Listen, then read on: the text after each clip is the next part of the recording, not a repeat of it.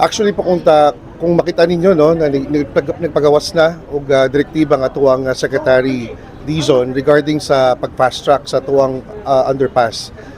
With the communication og paghangyo sa tuwang City Mayor kay Secretary Dizon na ipahuman na gyud og sayo kay dako gyud ka ng problema sa tuwa sa atong syudad no.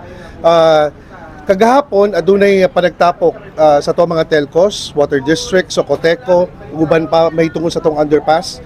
Og di pa ni kamutan gyud no na kini sila mag-collaborate ni sila kay mao na tong usa ka mga butang na kailangan ihanay no og hatagan og kanakuan natagan og pagpapaspas sa atong konstruksyon. Usa pod sa mga nasulyan kagahapon iluban na nga tuang City Administrator Shandy Lieto no nga tuang underpass adunay pagabuhaton together with Public Safety Office also sa mga rerouting sa tuwa mga sakyanan. Gamay pag-antos ng gid ni moabot siguro mga 30 days na pag-reroute sa tuwa mga amuagihay sa tuwang underpass para mapapaspas ang trabaho nato. Kay mao to ang target nato mahuman gid siya July 31, 2026. Magigihangyo sa tuwang City Mayor na ipahuman na gid na para magamit sa tanan ang tuwang underpass. Okay, wala na jud na palugway pa sir na kung mulagpas na sila sa 30. Well, the directive from our secretary no sa DPWH Secretary Dizon gusto niya humanon dapat July 31 ang atong underpass. So I guess tubagunon na nila karon sa tuwang secretary no.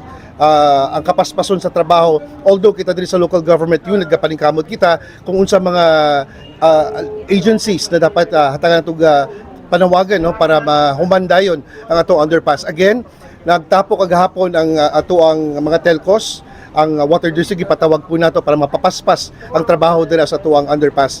So atangan lang pud nato no kay aduna ginay mga kanakuan dia, aduna nay mga rerouting na pagabuhaton dia sa tuwang underpass. But we want to make sure and of course kanang nagmugna sa tuwang underpass dapat papaspasan. It is really an urgent directive from our secretary. Sa tingin niyo ba sir mga ilang percent na po ang ating mabuhay underpass? Technically, I'm not in the authority to do that, no? Kaya di mako engineer. Ang ato lang gyud dira, siguro I'm not the rightful person to answer that question because technically I'm not an engineer. Gamay lang nga Tagalog sir, what will happen if dili nila ma-hit yung deadline na gihatag sa tuwang secretary? Then and again, ang ingong gyud ni Secretary Vince Dizon, humanon dapat ang underpass July 31, 2026. So, nanapoy kauban po na alaing contractor ang atuang Viclao Group no para mapapaspasan ng trabaho. And the objective is they have to do the work 24/7 sa tong underpass para ma-hit nilang goal sa July 31 deadline sa tuwang secretary sa Department of Public Works and Highways. How about sir the contractor may coordination na ba with the government din sa Actually po ni appeal po sila sa meeting kagahapon, nagipatawag nato no, gipatawag ni Mayor Pacquiao through our city administrator Sandy Ledo.